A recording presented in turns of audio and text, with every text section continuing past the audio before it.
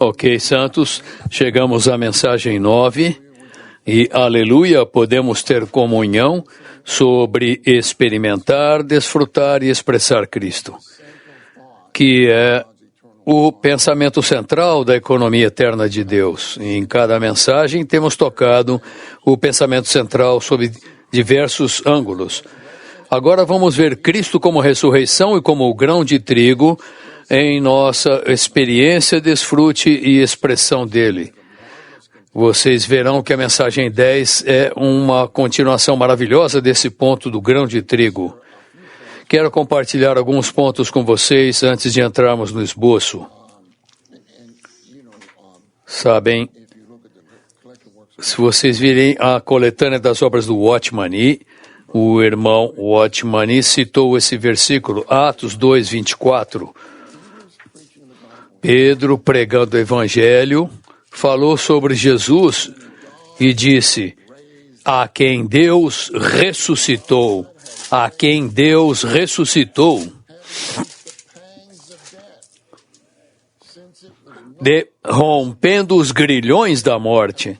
Santos, não foi possível que a morte o retivesse. É impossível que Cristo fosse retido pela morte. Ele é a ressurreição e a ressurreição é a vida que vence a morte. Portanto, os grilhões da morte foram soltos em sua ressurreição. Os grilhões podem ser descritos como uma dor forte, uma agonia, mas os grilhões da morte foram soltos, se romperam. E o Cristo que vive em nós, santos, eu não sei como se vocês se sentem, nós não estamos o tempo todo pegando fogo, fervendo, mas não importa como nos sentimos. Nós temos de nos posicionar com o fato de que é impossível que o Cristo que está no nosso espírito seja retido pela morte. Em Apocalipse 1, quando o Senhor se revelou ali, no versículo 18, ouçam o que ele diz aqui. Ele disse, eu sou aquele que vive, e eu sou aquele que vive, estive morto, mas eis que estou vivo pelos séculos dos séculos. Estive morto, mas eis que estou vivo pelos séculos dos séculos. O comentário do irmão Watchman Nee sobre esse versículo, ele diz que podemos ter certeza da presença dele no nosso espírito o tempo todo, porque ele vive para todo sempre no nosso espírito, certo? Então podemos ter certeza da sua presença no nosso espírito o tempo todo. Nada nos firma mais do que a presença segura do Senhor. Quero comentar alguns desses versículos na leitura bíblica. Em 2 Coríntios 1, de 8 a 9, Paulo fala aqui da tribulação pela qual ele passou, que sobreveio a ele e aos seus cooperadores na Ásia. Ele falou, ficamos excessivamente sobrecarregados acima das nossas forças. Santos, vocês já estiveram em algum ambiente ou situação em que você se sentiu sobrecarregado acima das suas forças, acima da sua força? Você precisa de Cristo como ressurreição, quando algo está acima da sua força. Veja o que Paulo disse, a ponto de desesperarmos até da própria vida. Desesperar é abaixo de depressão. O desespero é perder toda a esperança, ser vencido por um sentimento de futilidade ou derrota. Paulo, ele foi muito genuíno aqui, ele disse, nós desesperamos até da própria vida, perdemos toda a esperança, tudo é considerado fútil, e ele disse, de fato, em nós mesmos tivemos a sentença de morte para que não confiemos em nós, e sim no Deus que ressuscita os mortos. Então, Paulo estava num treinamento ali, ele foi posto numa situação ali que estava além da sua força, acima da sua força. Algumas tradições dizem para que aprendêssemos a não confiar em nós mesmos, mas em Deus que ressuscita os mortos. É fácil falar, confie em Deus, confie em Deus. Isso está escrito nas nossas moedas nos Estados Unidos. Nós confiamos em Deus, mas o Senhor tem de nos treinar. Não importa que situação estamos, não confiamos em nós mesmos. Confiamos no Deus triuno que ressuscita. Mais um versículo, 2 Coríntios 4,16, diz: por isso não desanimamos. Pelo contrário, embora nosso homem exterior seja consumido, contudo, nosso homem interior é renovado dia após dia. Santos, eu acho que todos podemos testificar, inclusive os jovens aqui, que o seu homem exterior é consumido. Talvez você veja aqui no primeiro semestre, agora você está no quarto semestre e fala, poxa, o meu homem exterior está sendo consumido. O nosso homem exterior, ele é consumido. O nosso homem exterior é composto da nossa alma como a nossa pessoa, com o nosso corpo como o seu órgão. O nosso homem interior é composto do nosso espírito como nossa pessoa, com a nossa alma como o seu órgão. E como o Senhor, através da nossa alma, é engrandecido no nosso corpo. Mas o nosso homem interior é renovado, treinamento após treinamento? Não. Eu peguei alguns de vocês aí que falaram amém, certo? Eu estava ali, o irmão ali falava alguma coisa, eu falava amém, ele falava, não, Ed, preste atenção, o homem interior é renovado como? Dia após dia, amém. Nosso homem precisa ser renovado amanhã também, certo? Hoje, amanhã. Paulo disse que são coisas que nós precisamos orar, santos. Em Romanos 6,4, Paulo disse que nós andamos em novidade de vida. Precisamos orar todos os dias, Senhor, faz com que eu ande em novidade de vida. Salva-me da velhice, Senhor. Salva-me da morte. Salva-me de ficar embolorado. Salva-me da mornidão. Eu quero andar em novidade de vida hoje. E em Romanos 7,6, ele falou que ele servia em novidade de espírito. Queremos andar em novidade de vida, queremos servir em novidade de espírito. Nós odiamos a velhice, odiamos o estar embolorados. Veja o estudo vida de Levítico. No começo do estudo vida, ele fala do ministério arônico estar embolorado, envelhecido. Esse bolor, o bolor do ministério arônico. Vocês gostam de pão embolorado? Vocês gostam de pão bolorento? Não, você não come, certo? Se derem pão embolorado para você comer, você come? É claro que não, né? Você come pão o tempo todo? E é um pão fresco, certo? Nós gostamos de pães frescos. Não queremos ficar embolorados. Eu fui para a Rússia em 1993, um dos irmãos que estava comigo ali, quando eu fui, o Bill Lawson já estava lá, e a economia estava muito ruim naquela época lá na Rússia, e as pessoas faziam fila para comer pão, e eu estava comendo, o pão que eu estava comendo estava tão velho, que se eu jogasse esse pão na cabeça de um irmão, ia derrubar o irmão, de tão duro. E eu não fui capaz de comer aquele pão. E eu tive que, se eu comesse, eu ia ter que parar no dentista para fazer uma cirurgia dental. Nós não queremos ficar envelhecidos. Queremos ser frescos, novos, vivos, ativos e jovens com o Senhor. Bem, agora, santos, rapidamente, há certos itens que nos mantêm novos, nos mantêm em novidade. O primeiro item, eu diria que é a cruz. A cruz nos mantém em novidade. Em 2 Coríntios 4, ele fala de sermos renovados dia após dia, que isso fala da ressurreição.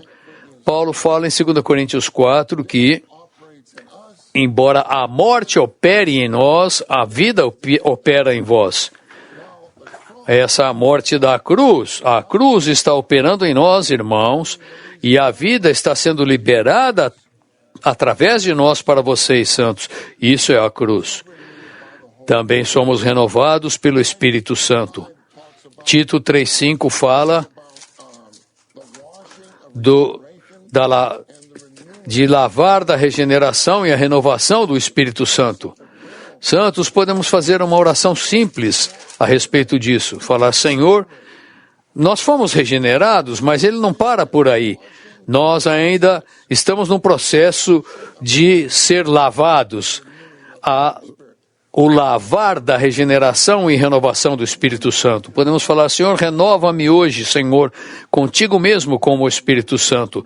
E a nota de rodapé naquele versículo é maravilhosa. Ela fala que estamos sendo reformados, refeitos, reconstruídos, renovados com a vida divina e com o Espírito. E somos renovados pelo nosso Espírito mesclado. Efésios 4:23 diz que somos renovados no Espírito da nossa mente. O que isso significa é que o nosso Espírito mesclado se expande para a nossa mente para tornar-se o Espírito da nossa mente.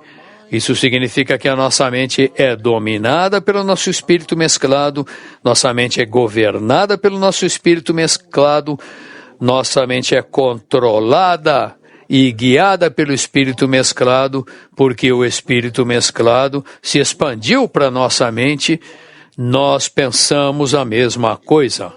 Pensamos a mesma coisa.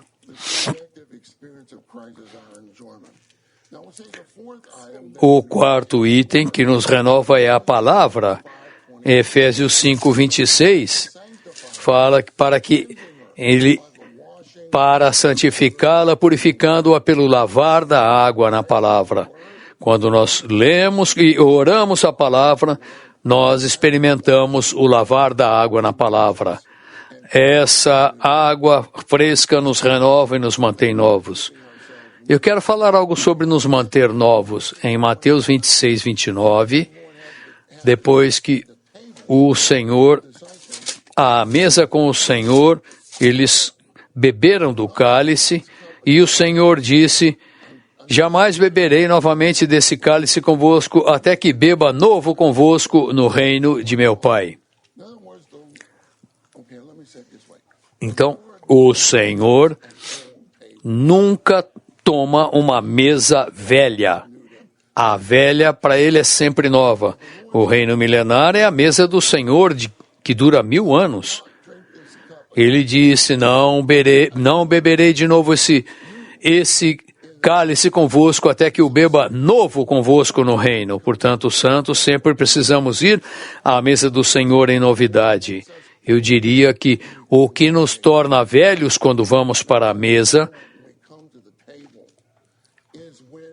é quando não perdoamos uns aos outros. Quando nós nos apegamos a ofensas, não perdoamos os outros.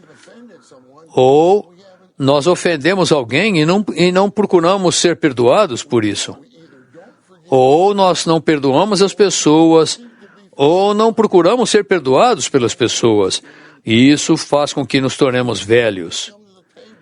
Então, quando vamos à mesa do Senhor, temos que, o máximo possível, ter um céu claro com todos os irmãos e irmãs. Caso contrário, nós temos de falar, irmão, perdoa-me, desculpa. Eu quero ter um céu claro. Nós buscamos ser perdoados e perdoamos os outros. Não temos uma parte do cérebro que é da contabilidade, os irmãos estão orando e de repente alguém fala do irmão fulano, eu falo, esse irmão me ofendeu em 1978, jamais posso esquecer. Isso me torna velho. Isso tem de ser apagado, eu tenho que perdoar o meu irmão, ele tem que me perdoar. E precisamos buscar ser perdoados uns pelos outros. Santos, Watchman disse que uma das máximas para ter uma boa vida de casado é aprender a falar para o nosso cônjuge, perdoa-me, desculpa, perdoa-me, desculpa, perdão. Temos que falar isso frequentemente. Ok? Uma das coisas que eu quero falar, e já falei o que eu queria falar, em Mateus 24:12, o Senhor disse, porque a iniquidade se multiplicará, o amor de muitos esfriará. Ele disse que o amor de muitos se esfriará. Pouco a pouco, seu amor pelo Senhor, seu amor pela igreja vai esfriando. Não devemos permitir que isso aconteça. Temos de manter o nosso primeiro amor fresco e novo pelo Senhor. Mais um versículo, Deuteronômio 34:7. Alguns dos irmãos sabem, eu já compartilhei com eles, Deuteronômio 34:7. Quando eu ler a primeira parte do versículo para vocês, quando eu parar, você vai falar, o que é isso? Veja, tinha Moisés a idade de 120 anos quando morreu. Se eu parasse por aqui, você vai falar o que o Ed desfrutou nesse versículo. Moisés tinha 120 anos quando morreu. Não se lhe escureceram os olhos, nem se lhe abateu o vigor. Eu apliquei isso no Novo Testamento, irmãos. Ele fala dos olhos do nosso coração, o nosso olho. Os olhos do nosso coração jamais devem se escurecer. Devemos ter um coração puro, nossos olhos devem ser simples para o Senhor. No nosso frescor, é o frescor da presença do Senhor, jamais deve nos abandonar. Devemos orar por isso. Se você quiser ter 120 anos antes do Senhor voltar, os seus olhos não devem se escurecer e nem o seu frescor te abandonar. Vamos ver Algarismo Romano 1. Podemos experimentar, desfrutar e expressar Cristo como a ressurreição. Para viver em ressurreição, temos de ver a verdade desvendada sobre a ressurreição de Cristo. Ok, santos? Antes de entrar nos itens 1 a 4, eu quero dar um exemplo físico. Se eu tiver um grão de algo aqui na minha mão, você não sabe que grão é esse. Talvez se você for um biólogo, você pode saber o que é esse grão. Mas eu não sei se você realmente saberá. Se eu tiver um grão de trigo aqui, eu não creio que nenhum de vocês pode dizer o que seria isso, certo? Mas se eu plantar esse grão na terra, ele cresce em ressurreição e se torna um trigo designado. Ele é designado como trigo. Em ressurreição, Romanos 3:4 diz que Cristo veio da descendência de Davi e foi designado Filho de Deus. Em sua ressurreição, ele foi designado para ser o Filho primogênito de Deus. Ele foi ser designado é ser marcado. Senão, eu não saberia de que semente é essa. Quando o Senhor morreu e veio em ressurreição, isso é designado, é marcado. Quando aquele grão de trigo surge em ressurreição, há muitos grãos ali, certo? Muitos grãos. E não apenas isso, aquele grão de trigo, ele vem como uma haste. Em ressurreição, Cristo tem um corpo espiritual. Cada grão, o grão de uma planta, ele tem um certo corpo, certo? Cristo tem um corpo espiritual, e nós teremos um corpo espiritual. Portanto, santos, há 3 itens da ressurreição. O primeiro é que nós seremos os filhos de Deus designados. Seremos designados filhos de Deus como Cristo foi designado. Segundo, há os muitos grãos, um grão de trigo. Esses são os muitos filhos de Deus, os muitos membros do corpo de Cristo. E o terceiro item, falamos de ser transfigurado para outra forma, que é o Espírito que dá vida, que é Cristo quando ele tem um corpo espiritual. E como ele entrou naquele salão ali, ele simplesmente apareceu ali. Ele apareceu, falou com Tomé, Tomé, vem aqui, põe a sua mão na ferida. nas minhas feridas. O Tomé falou, ele tinha dito, eu não acreditarei se eu não puser a minha mão na sua ferida. Lembra-se? O Tomé, ele perdeu a reunião quando o Senhor apareceu para os discípulos. Com o seu corpo espiritual, eu não sei o que é um corpo espiritual, mas é um corpo espiritual. Ele estava ali, ele comeu um pedaço de peixe. Você imagina em ressurreição, você comer um pedaço de peixe e você entra, aparece num salão, sem bater a porta, sem abrir a porta. Isso é milagroso, certo? Então, Tomé, ele perdeu a reunião. Se nós perdemos a reunião e alguém falar, tá, e você não pode acreditar, aquela reunião foi espetacular, você vai falar, irmão, não poderia ter sido tão boa, não pode ter sido tão boa. Bem, louvado seja o Senhor, sempre há outra reunião. Então, o Tomé veio para a próxima reunião. E o Cristo ressurreto apareceu especialmente ali por amor a ele. Vamos ver agora os itens 1, 2 e 3 que nos mostram a verdade revelada da ressurreição de Cristo. Número 1, Cristo em sua humanidade foi gerado por Deus em sua ressurreição para ser o Filho primogênito de Deus. Ele foi designado Filho de Deus, ele já era o Filho unigênito de Deus em sua divindade. Ele foi designado Filho primogênito de Deus em sua humanidade. Ele foi designado Filho primogênito de Deus. Esse é o primeiro item principal da verdade revelada da ressurreição de Cristo. Vamos ver isso daqui a pouco um pouco mais. Em Romanos 8, 29, fala que ele é o primogênito entre muitos irmãos. Item 2 fala, todos os crentes de Cristo foram regenerados por Deus Pai pela ressurreição de Cristo para produzir a igreja como seu corpo, sua reprodução. Portanto, ele caiu no solo como o único grão. Quando ele foi ressuscitado dentre os mortos, houve muitos grãos. Aqueles muitos grãos provêm daquele único grão cair na terra, morrer e ressuscitar. Como o Filho primogênito de Deus, ele tornou-se a cabeça do corpo. Como os muitos filhos de Deus, os muitos grãos produzidos em sua ressurreição, nós nos tornamos os membros do corpo. 3. Cristo, como último Adão, tornou-se o Espírito que dá vida. O Espírito que dá vida é a realidade e conteúdo do corpo. Então, santos, por causa da ressurreição, temos a cabeça do corpo, temos o corpo da cabeça e temos a realidade e o conteúdo do corpo, que é o Espírito que dá vida. Veja o item 4.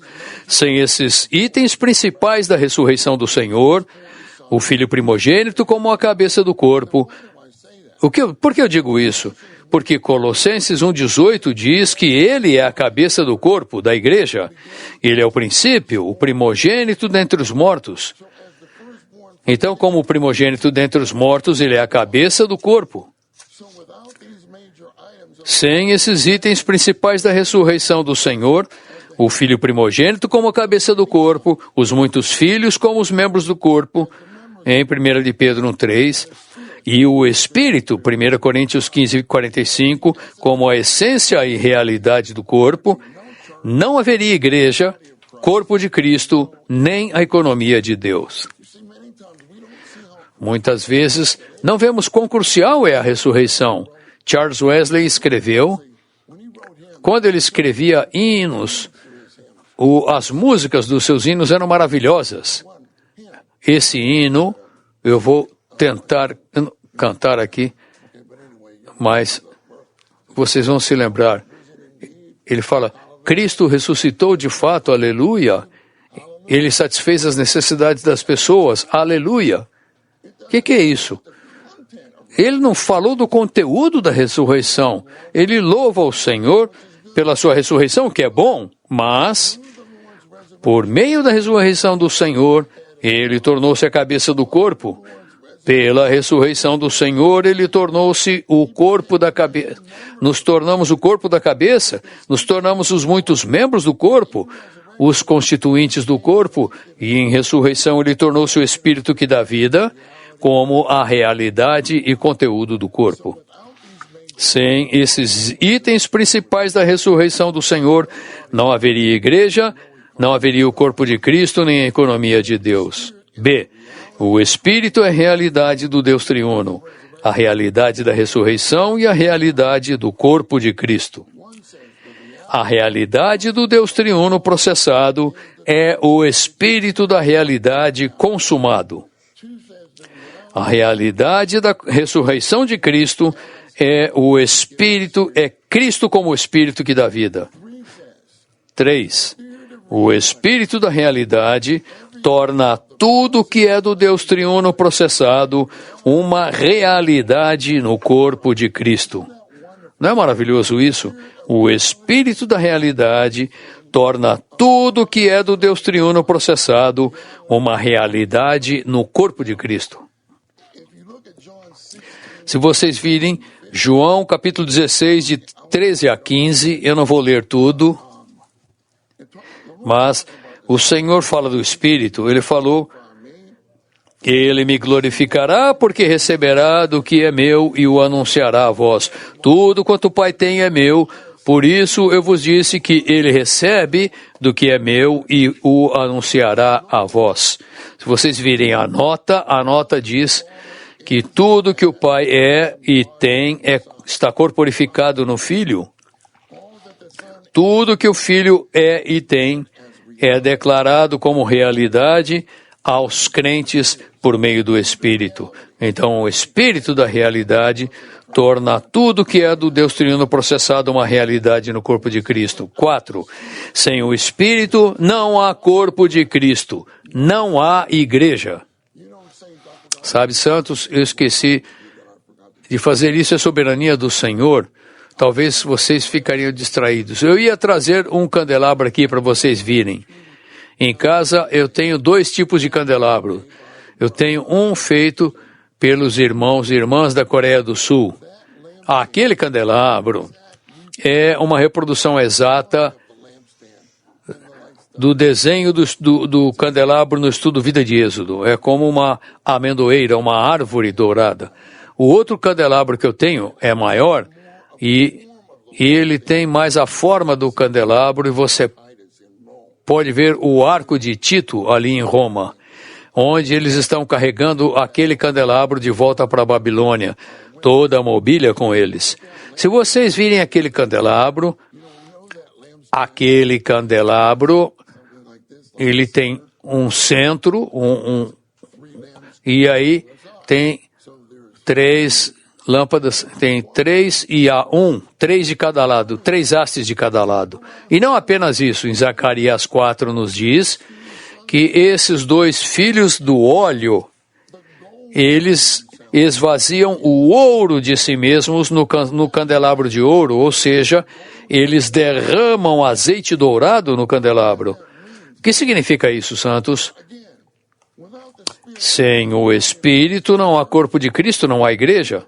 Se você olhar para as lâmpadas no candelabro, o candelabro ele representa a igreja, certo? Doutrinariamente falando, você não pode falar que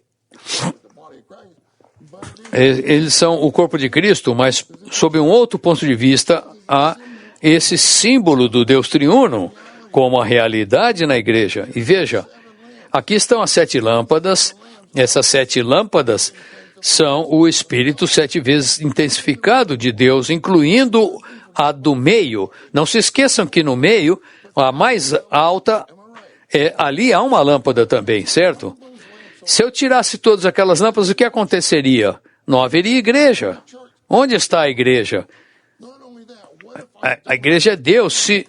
Se não tiver o azeite dourado naquele candelabro, se não houver, não terei o conteúdo interior da igreja, não terei a essência da igreja. Sem o Espírito, não há igreja. Quanto mais Espírito, mais igreja. Então, vou prosseguir agora. Letra C diz, espero que vocês tenham entendido isso. Sem o Espírito não há corpo de Cristo, não há igreja. C. Para estarmos na realidade do corpo de Cristo, precisamos estar totalmente na ressurreição de Cristo. A igreja tem totalmente o elemento de Cristo, está totalmente em ressurreição e nos lugares celestiais. Sabemos que em Gênesis 2, 21 e 24, temos uma figura da igreja. Adão representa Cristo, Eva representa a igreja.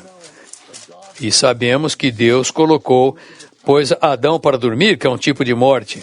E aí ele abriu o lado de Adão, tirou uma costela do lado de Adão e edificou aquela costela numa mulher.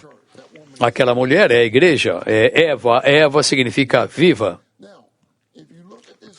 Se você vir essa figura, Eva era um produto puro de Adão. Tudo que não é de Adão não é Eva. Por que eu digo isso? A igreja é um produto puro de Cristo. E qualquer coisa que não for Cristo não é igreja. Então, Efésios 2:6 diz o seguinte: e juntamente com ele nos ressuscitou e nos fez sentar nas regiões celestiais em Cristo Jesus. Nós fomos ressuscitados juntamente com ele, santos, estamos em ressurreição agora mesmo. Não estamos apenas sentados em Anaheim, graças ao Senhor por isso. Eu gosto de Anaheim. E estamos sentados juntamente com ele nas regiões celestiais em Cristo Jesus. O que significa isso? O irmão Lee, ele disse que a igreja é crística, a igreja é ressurrética e a igreja é celestial. O irmão Lee inventou essas palavras. Crística, ressurrética e celestial. É um produto puro de Cristo. Em hebreu, o Senhor disse, ela será chamada mulher porque ela veio do homem. A palavra homem em hebraico é ish, e a palavra para mulher é isha. Então, isha é o resultado de ish. Isso é a igreja. A igreja é um produto puro de Cristo.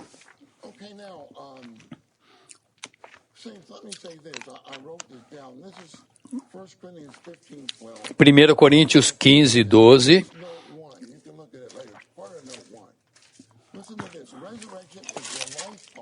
Ressurreição é o pulso de vida e a linha da vida da economia divina. Em 1 Coríntios havia uma heresia correndo ali, de que não havia ressurreição. Então, Paulo escreveu um capítulo inteiro de 1 Coríntios 15, sobre ressurreição. E o irmão Lee disse, se não houvesse ressurreição, Deus seria um Deus de mortos e não de vivos. Se não houvesse ressurreição, Cristo não teria ressuscitado dos mortos. Ele seria um Salvador morto e não um Salvador vivo, que vive para sempre e é capaz de salvar completamente. Se não houvesse ressurreição, não haveria a prova viva de que fomos justificados pela sua morte. Nem haveria infusão de vida, nem regeneração, nem renovação, nem transformação, nem conformação à imagem de Cristo. Se não houvesse ressurreição, não haveria membros de Cristo, nem o corpo de Cristo como a sua plenitude, nem a igreja como a noiva de Cristo. E, portanto, não haveria o novo homem. Se não houvesse ressurreição, a economia neotestamentária de Deus estaria em colapso e o seu propósito eterno seria anulado. Vocês podem ver que séria heresia era aquela. E aí tem todas as referências. Item 2. O candelabro de ouro, tipificando a igreja como o corpo de Cristo, retrata a Cristo como a vida de ressurreição, crescendo, ramificando, brotando e florescendo para iluminar. O candelabro de ouro é uma mobília, uma peça de mobília maravilhosa, impressionante. Mas santos, considerem, o candelabro é uma mobília projetada pelo Deus triuno. Você não acha isso numa loja de móveis. Esse é um móvel projetado pelo próprio Deus. Como que ele projetou, desenhou isso? Essa é uma árvore dourada, viva em ressurreição, que tem flores de amêndoas, tem cálices. Os cálices, fisicamente falando, são aquela parte verde que ficam por baixo da flor, sustentando a flor de amêndoa. É maravilhoso isso. Fala dos seus copos, os copos da amêndoa, os cálices e esses brotos floridos. Tudo isso, vocês podem ver no estudo Vida de Êxodo, é impressionante quando você estuda o candelabro. Qual é o florescer você tem o cálice, você tem... O que um candelabro floresce? Ele floresce luz. Luz é o que o candelabro floresce. É por isso que Efésios 5, de 8 a 9, fala do fruto da luz. O fruto da luz é a luz que provém do candelabro como uma árvore dourada viva. E esse fruto é bondade, justiça e verdade. Deus Pai, Deus Filho e Deus Espírito. O candelabro significa o Deus triuno, o elemento de ouro representa Deus Pai, a forma é Deus Filho e as 7 lâmpadas são o Espírito 7 vezes intensificado. E o que provém desse candelabro, o florescer desse candelabro é luz, e essa luz é o Deus triuno. É bondade, Deus Pai, é justiça, Deus Filho, e é verdade, Deus Espírito. É uma figura impressionante. Se chegarmos a Números capítulo 17, como um pano de fundo aqui, ok, vamos ver o item... letra D, vamos ler a letra D. A vara que floresceu, nós vamos falar aqui agora da vara que floresceu. Primeiro temos o candelabro que floresceu. A vara que floresceu, o candelabro floresceu, o candelabro floresceu aquela luz, e essa luz é o Deus triuno, santos. Espero que todos nós estejamos florescendo em toda a nossa vida, de maneira que floresçamos bondade, justiça e verdade. Letra D. A vara que floresceu significa o Cristo, que Cristo, o ressurreto, deve ser a nossa vida, o nosso viver e a vida de ressurreição em nós, para que essa vida brote, floresça e dê fruto até a maturidade. Santos, eu quero mencionar isso, talvez seja uma nota lateral. Você pode imaginar que o candelabro, ele era feito aproximadamente de 1 talento de ouro. 1 talento dá mais ou menos 100 libras. Quase 50 quilos, 450 quilos de ouro. E o irmão, ele chamou... Havia Bezalel e Oholiabe. E falou para eles projetarem o candelabro. Você pode imaginar o que é isso? Eu fiquei confuso. Por favor, Senhor, me faz entender o que significa isso. Nunca houve uma mobília, um móvel como esse na história da humanidade. Jamais houve um móvel como aquele. Então, eles sabiam o que tinham que fazer. Eles tiveram que martelar aquela massa de ouro, aquele pedaço. Pegaram martelos e foram batendo o martelo até que se tomasse aquela forma do candelabro. Como que eles fizeram isso, eu não sei, mas eles fizeram. Eles martelaram aquele ouro até que se tornasse um candelabro de ouro. O irmão Lee falou, um dia você vai casar, ter filhos e todos seus filhos serão martelinhos para martelar em você até você se tornar um candelabro. Então, número 17, temos a vara que floresceu. 1. Após os filhos de Israel se rebelarem, como relata Números 16, Deus ordenou que as 12 líderes tomassem 12 varas, segundo as 12 tribos de Israel, e as pusessem na tenda do testemunho, diante da arca. E então ele disse, a vara correspondente ao homem que eu escolher brotará. As 12 varas, veja, havia uma rebelião. Deus queria acabar com essa rebelião. Eles estavam falando coisas negativas sobre Moisés e Arão. Eles não perceberam que estavam se rebelando contra Deus. Então Deus quis parar aquela rebelião, aquele falar rebelde e ações. Então ele disse, as 12 varas não tinham folhas nem raízes, estavam secas e mortas. A que brotasse seria escolhida por Deus. Aqui vemos que a ressurreição é a base da escolha de Deus e que a base do serviço é algo além da nossa vida natural. Na vida natural, santos, não temos folhas, não temos raízes, estamos secos e mortos. Precisamos da vida de ressurreição. Assim, a vara que floresceu significa a nossa experiência de Cristo em sua ressurreição como nossa aceitação por Deus para a autoridade no ministério dado por Deus. Na manhã seguinte, quando Moisés pegou aquelas 12 varas, veja que diz, a vara de Arão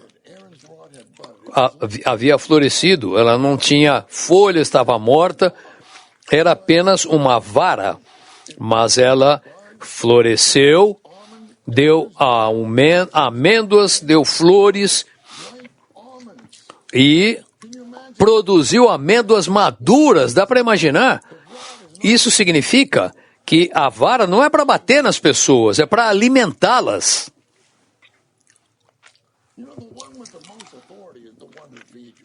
Aquele que tem mais autoridade é aquele que te alimenta.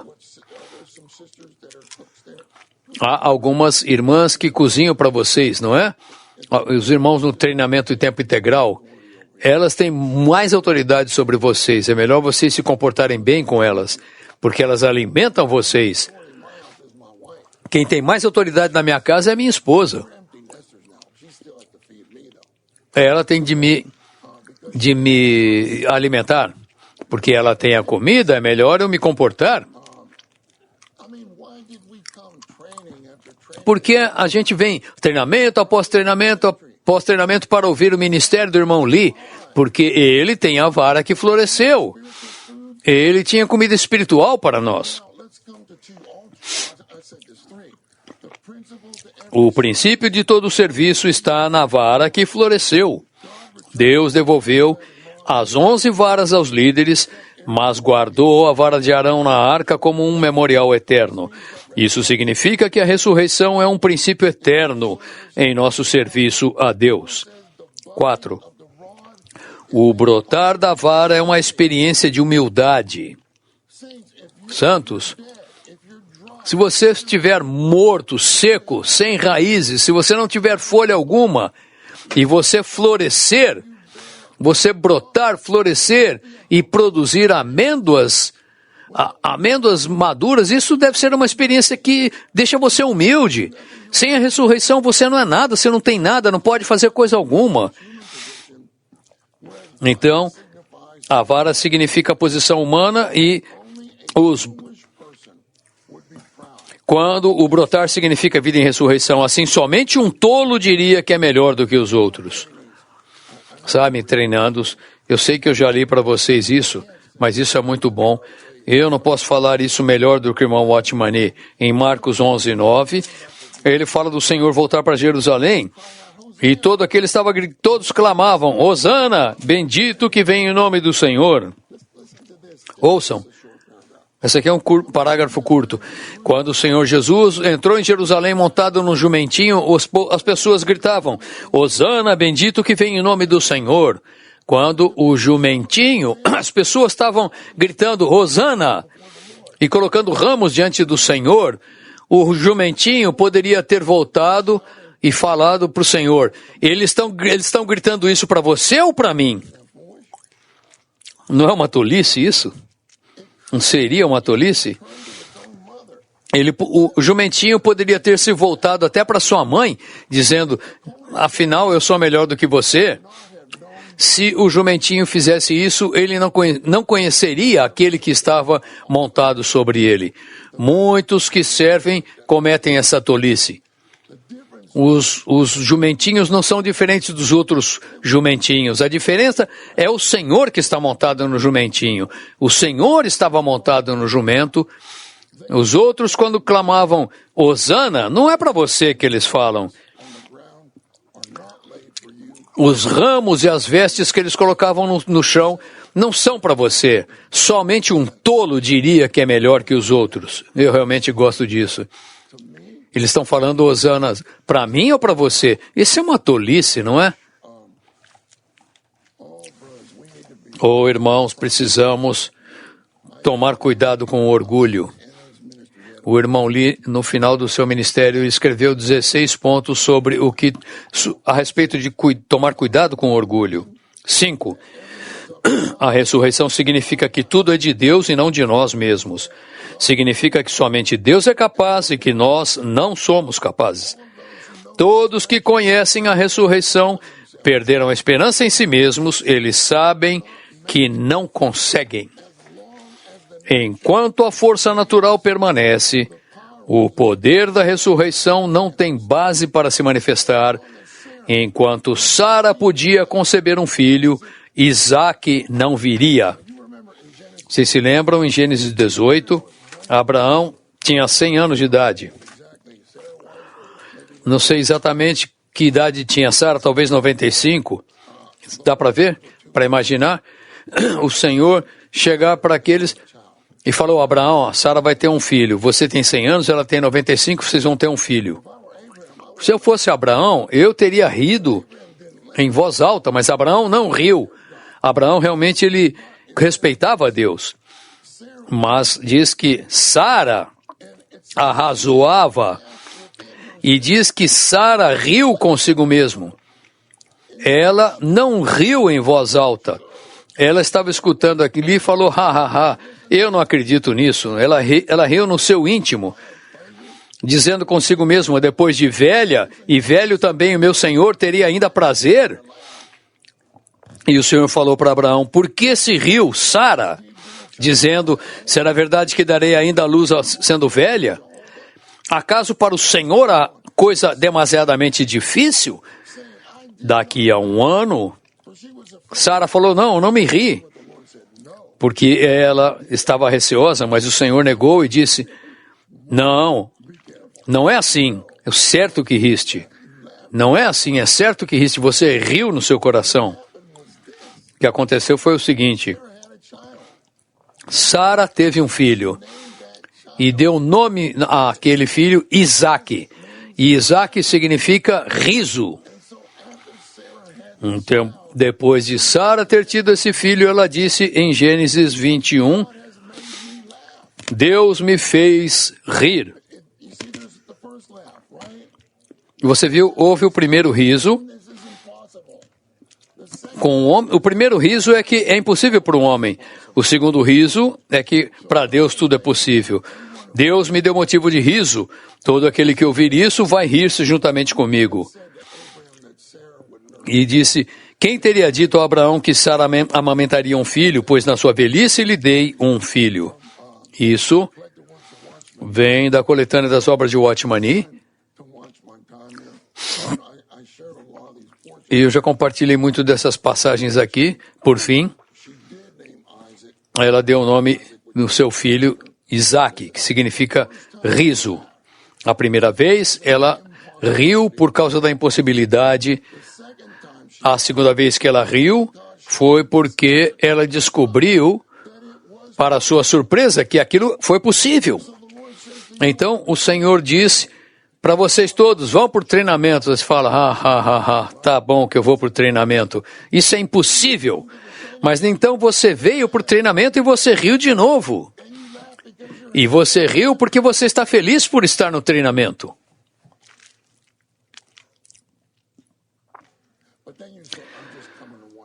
Então você falou, bom, eu vou ficar só no primeiro semestre. Mas aí você voltou.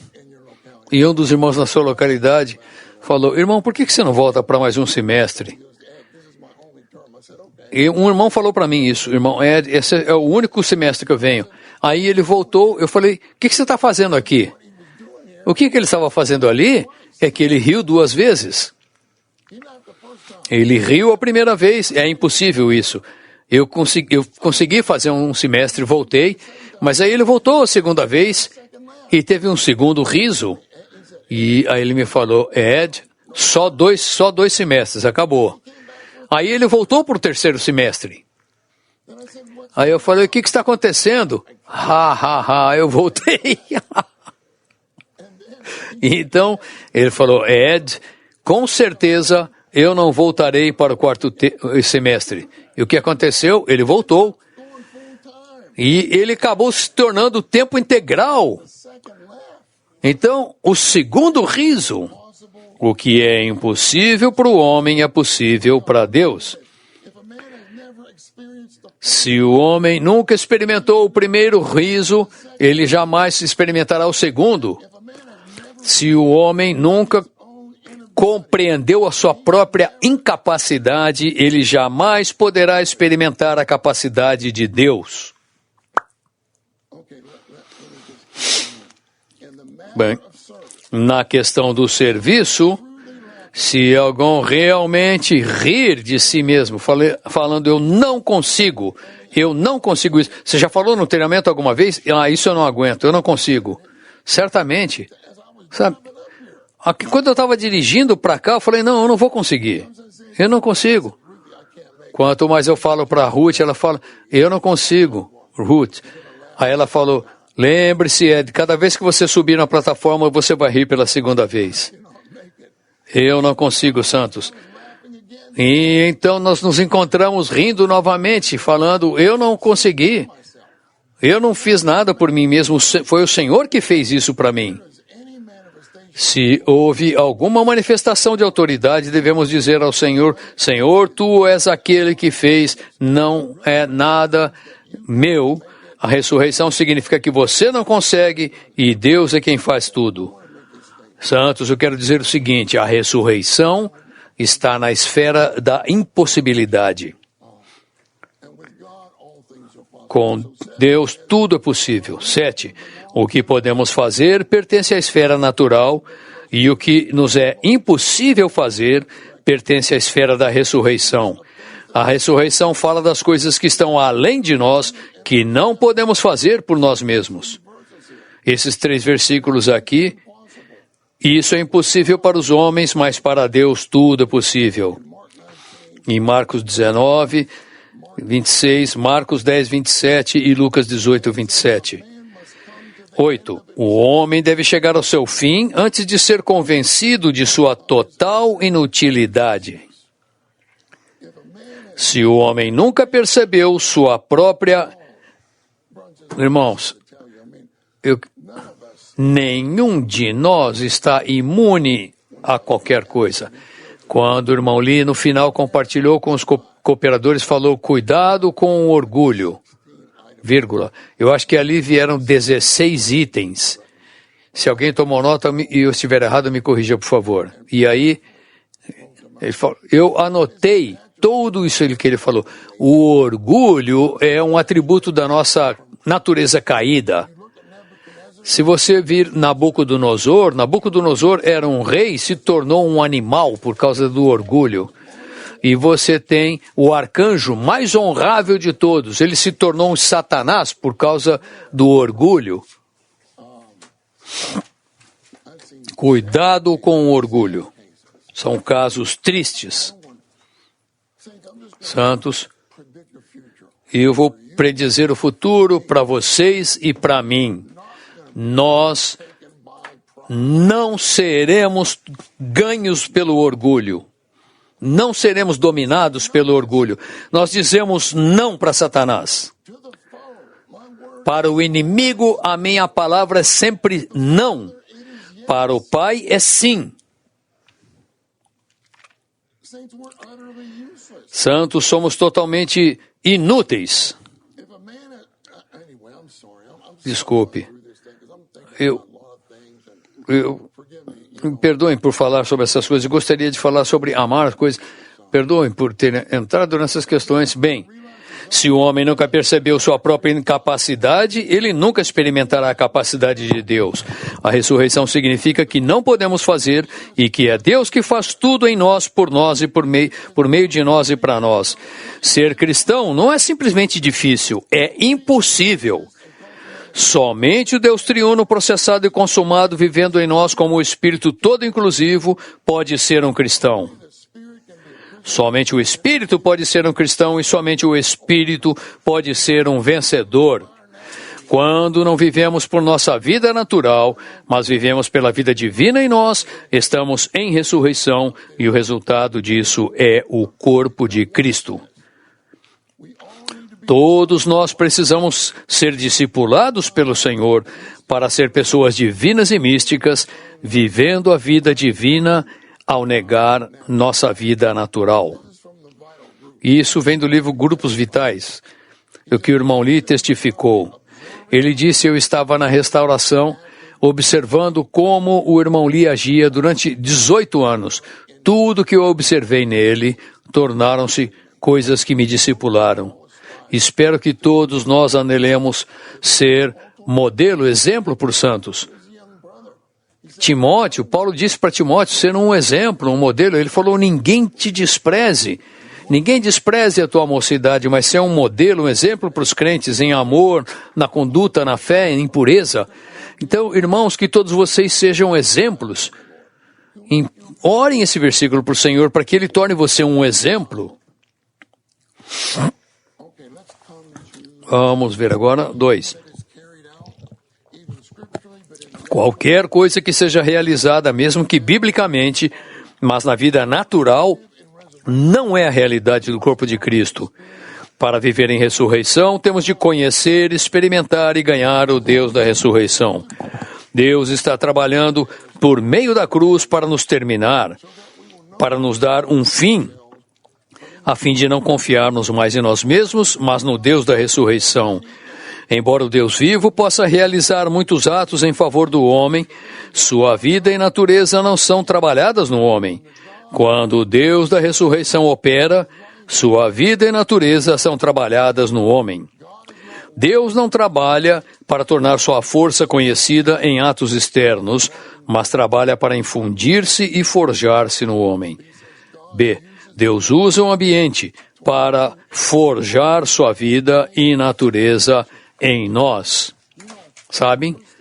Em 1 Tessalonicenses 3:3, Paulo estava preocupado com os tessalonicenses. Eles eram crentes novos. Ele falou: não quero que nenhum de vocês fique abalado com essas tribulações, porque vós mesmos sabeis que estamos designados para isso. Nós fomos designados para aflições, para tribulações. Na nota de rodapé fala que Deus nos colocou, nos localizou numa situação de aflição, de tribulações. Letra C fala para viver em ressurreição e ser constituídos com o Deus de ressurreição.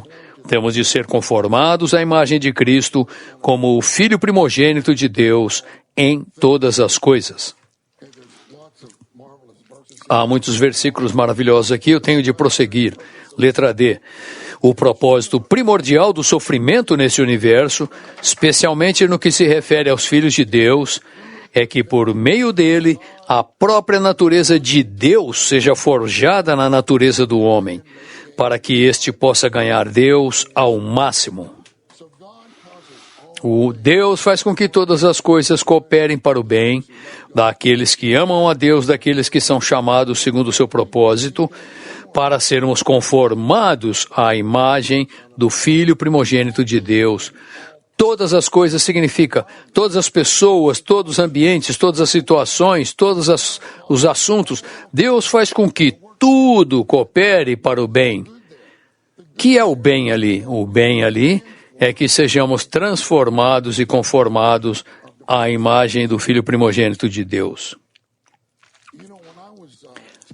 Quando eu dava aula, o diretor do Instituto de Línguas, ele era um diretor novo e ele chegou ali e ele não falou que era um crente. Uma vez ele falou, Ed, eu quero que você venha ao meu escritório. Eu falei, espero que eu não esteja com problemas aqui. E eu não achava que tinha feito nada para ter problema. Quando eu cheguei lá, ele falou, sente aqui, Ed. Ele falou, Ed, por que um cristão sofre? Ele me perguntou, por que um cristão sofre? Eu falei, bem, Dr. Henning, deixe-me amanhã, eu volto amanhã e te dou uma resposta. E aí eu voltei no dia seguinte e eu dei o livreto para ele, O Deus da Ressurreição. Depois que ele leu aquilo, ele falou, agora estou claro, Ed, agora estou claro. E lembre-se disso, se alguém perguntar para você por que o cristão sofre, dá aquele livrete para eles.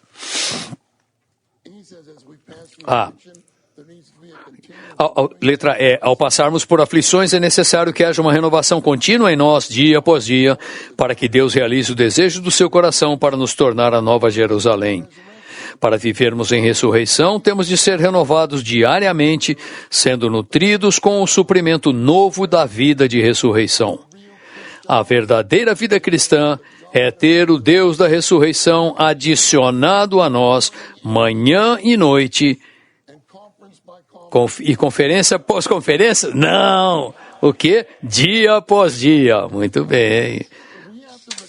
Temos de restaurar a vida da igreja dia após dia, a ser renovados dia após dia, sendo transformados para receber a capacidade de renovação da vida divina em ressurreição.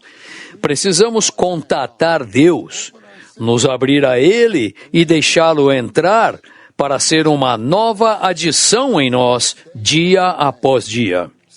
Santos, podemos fazer uma oração curta, Senhor, eu me abro totalmente para Ti, sem reservas. Quero Te receber como o meu novo elemento e como o acréscimo novo. Acrescenta-te a mim agora mesmo, Senhor Jesus. Eu gosto do Salmo 18. O título do Salmo 18, se vocês virem a nota de rodapé, fala que o Salmo 18 é um ensino humano sobre o Deus triuno. Não é maravilhoso? Todos nós precisamos ter um ensinamento do Deus para sermos íntimos com Ele. Ao no Romano 2 agora, podemos experimentar, desfrutar e expressar Cristo como o grão de trigo. Enquanto a glória da sua divindade estava oculta pela casca da sua humanidade, ele era pressionado e constrangido, desejando ser batizado com o batismo da sua morte, para a liberação da glória da sua divindade, com o fogo da sua vida divina. Em Lucas 12, 49 e 50, o Senhor disse aos discípulos, eu vim para lançar fogo sobre a terra. Vim para lançar fogo sobre a terra. E como desejaria que já estivesse aceso, tenho, porém, um batismo com que ser batizado, e como me angustio até que se realize. Esse batismo foi a sua morte, certo? Então, ele queria lançar fogo sobre a terra, através da sua morte e ressurreição. Que é esse fogo? Se você vir a nota de rodapé, o fogo é o impulso da vida espiritual dos crentes. O que significa esse impulso da vida espiritual do crente? Significa que esse fogo no nosso espírito é a força que impele a vida espiritual dos crentes em ressurreição. Santos, há uma força que nos impele, e essa força é o fogo divino da sua vida divina. Deixe-me ler para vocês de um dos livros. Ele fala, a partir do momento da sua ressurreição, começou a queimar um fogo na terra. Esse fogo começou em Jerusalém, se expandiu para a Judéia, Samaria, até os confins da terra. Hoje esse fogo está queimando por toda a terra, nos Estados Unidos, na Rússia, na Romênia, na Polônia, no Brasil, na África, na Austrália, na Nova Zelândia e até mesmo na Etiópia. Ele não falou Etiópia no livro, mas eu gostaria de ouvir ele falar essa parte. Vocês não amam os santos na Etiópia? Quando eu chego aqui em Los Angeles, eu sei falar. Cheguei lá e falei, você não é da Etiópia? Ele falou, como é que você sabe? Eu não sei. Eu falei, você é de Addis Abeba? Ele falou, sim, sei. Como é que você sabe disso? Bem, ok, ouçam. Ouçam, a Etiópia, a rainha de Sabá, ela veio da Etiópia, certo? E o eunuco, o etíope, Filipe pregou o evangelho para ele. Você vai ver que há uma linha de ouro, há algo de ouro dourado ali. A igreja foi levantada na Etiópia, isso é um milagre. Aquele irmão que veio para o microfone aqui, ele é um milagre. Todos nós fomos queimados por esse fogo, fomos reunidos por esse fogo e agora queimamos para que esse fogo queime muitos outros. Quando podemos ver a glória da divindade de Cristo, foi liberada um fogo divino, lançado sobre a terra para queimar em toda a terra. Deixe o fogo queimar. Ninguém pode pará-lo. Ninguém pode parar esse fogo, ok? Agora, letra C. A liberação da glória da divindade de Cristo ocorreu pelo quebrantamento da casca da sua humanidade mediante a sua morte. Ele era o grão único que continha sua vida divina com a sua glória divina. Quando a casca da sua humanidade foi quebrada pela sua crucificação, todos os elementos da sua divindade, sua vida divina e sua glória divina foram liberados. Neste caso, sua morte é considerada uma morte que libera a vida, com a sua glória liberada simultaneamente. Podemos dizer que a sua morte foi uma morte que liberou fogo. Não estou falando um fogo do entusiasmo, mas o fogo da sua vida, o fogo da sua glória. D. O liberar da glória da divindade de Cristo foi ele ser glorificado pelo Pai com a glória divina em sua ressurreição mediante a sua morte. Cristo, em seu viver humano, orou para que o seu Pai o glorificasse e o Pai respondeu à sua oração. Teremos muito disso na próxima reunião, que eu acho que vai ser gloriosa. Essa glorificação transferiu Cristo do estágio da encarnação ao estágio da inclusão, no qual ele, como o último Adão, tornou-se o Espírito que dá vida em ressurreição. Pela sua morte que libera a vida e sua ressurreição que dispensa a vida como grão de trigo, Cristo introduziu todos os seus crentes numa incorporação com o Deus triuno processado. Deus em sua trindade divina é uma incorporação. Nesses versículos ele fala, eu estou no Pai, e o Pai está em mim, e o Pai em mim. Filipe pediu ao Senhor, mostra-nos o Pai, e isso nos basta. E ele falou, eu estou há tanto tempo com vocês e vocês não sabem que eu estou no Pai e o Pai em mim? E sabemos que em João 14:20, o Senhor disse, naquele dia, o dia da ressurreição, sabereis que eu estou no meu Pai e vós em mim e eu. E esse eu está no Pai e eu, que estava no Pai, estarei em vós. Então, incorporação. E isso implica, é claro, o Espírito. O Deus triuno consumado e os crentes regenerados tornaram-se uma incorporação na ressurreição de Cristo. Na ressurreição de Cristo, a incorporação universal ampliada, divina e humana do Deus triuno processado com os crentes regenerados veio à existência a partir de Cristo como o grão de trigo transfigurado em 3 aspectos. É impressionante. Cristo caiu na terra como um grão de trigo. Ele veio em ressurreição e foi transfigurado em ressurreição. Em sua transfiguração, ouçam,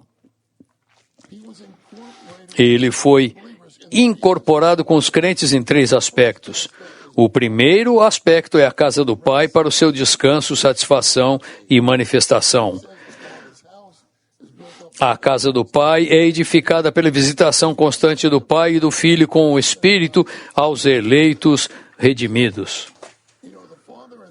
O Pai e o Filho com o Espírito constantemente estão nos visitando. E quando nós amamos o Senhor, Ele fala, aquele que me ama será amado pelo meu Pai, eu o amarei e me manifestarei a Ele. E eu diria o seguinte, uma tradução desse versículo fala, eu me manifestarei a Ele e fala, e me tornarei real para Ele, me tornarei real para Ele. Em João 14, 23 fala, o Senhor disse, se alguém me ama, guardará a minha palavra e meu Pai o amará e veremos a Ele e faremos morada juntamente com Ele. Essa é uma morada mútua, certo? Nós viremos a Ele e faremos mutuamente, estaremos incorporados com Ele. E incorporação significa uma pessoa habitando na outra, uma na outra. 2. O segundo aspecto é a videira verdadeira para ampliação, expansão e glorificação de Deus. Você tem esses versículos aí. A videira verdadeira, como um sinal do Cristo todo inclusivo, é o organismo do Deus triuno processado e consumado. Seus ramos enxertados foram regenerados com a vida divina e introduzidos na união de vida com o Cristo crucificado e ressurreto e incorporados com o Deus triuno processado e consumado. 3. O terceiro aspecto, esse grão de trigo caiu na terra, morreu, foi transfigurado em ressurreição. O terceiro aspecto é o menino do Espírito, o novo homem, para levar a cabo a economia eterna de Deus. Como resultado do Senhor ter caído na terra e morrer, e vir em ressurreição, o resultado disso é a casa do Pai, a videira do Filho e o menino do Espírito. Então, quando o Senhor fala do menino, com o Espírito ele fala, ele comparou os discípulos a uma mulher. Ele falou, quando uma mulher dá à luz, ela fica triste porque chegou a sua hora, mas quando ela dá à luz ao menino, já não se lembra da aflição, pela alegria, ouçam, de haver nascido ao mundo um homem. Um homem, esse homem é o novo homem. E o novo homem está crescendo até que todos cheguemos a ser um homem maduro. Um novo menino, um novo homem nasceu pelo Espírito consumado. Revestir-nos do novo homem ao sermos renovados no Espírito da nossa mente. Por fim, consumará o corpo de Cristo, que consumará a nova Jerusalém. Ok? Eu paro por aqui. Vamos orar com quem está ao nosso lado por 30 segundos e o irmão Bob nos dirá o que fazer.